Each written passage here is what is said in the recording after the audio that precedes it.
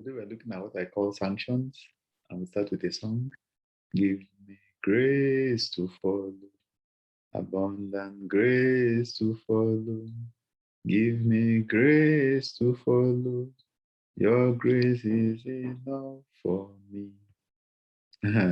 Sanctions are a weapon that is used, particularly by the US, to some extent the European Union, and of course China has also come into the picture in terms of imposing sanctions. For instance, Cuba has suffered, crippling sanctions from the US, and how the country is even surviving. To me, it's a surprise. Zimbabwe also suffered sanctions, so much so that there was runaway inflation. Sanctions were also imposed on Syria, and even the West imposing sanctions on Russia, a former superpower. Very interesting. And then, of course, US and China, they'll impose mutual sanctions on each other. The EU has also come into the picture. And I think even last time when there was a coup in Mali, the African Union was also trying to impose sanctions on Mali. So sanctions have always been used. And to some extent, they've been very effective. Although critics have said that usually, it's the people at the lower end of the spectrum that suffer a lot more.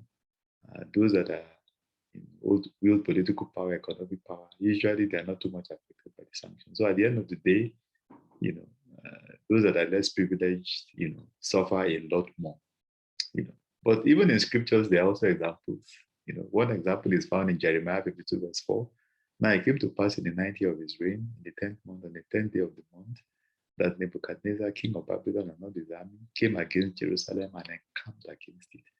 And they built a siege wall against it all around. So the city was besieged until the 11th year of the king of King Zedekiah. So for 18 months, these guys surrounded the city, made sure that there was no going out and no coming in. So for instance, goods, food, medicine, nothing was moving in or out. And it was so bad. Look at verse 6. By the 4th month, on the 9th day of the month, the famine had become so severe in the city that there was no food for the people of the land. Terrible. And these are the kinds of things that you see with sanctions. That's why you see sometimes people leave, the particular environment that is being sanctioned for a better kind of an environment. And if you look at what happened in the case of Israel, it was just the wages of sin. They were involved in idolatry, all kinds of things that annoyed God, who is their protector, who is their provider, and they decided, okay, since this is the way you guys want to go, suffer the consequences. So this is what sin does. The wages of sin is still death. And that's why you need to make a commitment to the Lord so that you can start to live life the way God intended.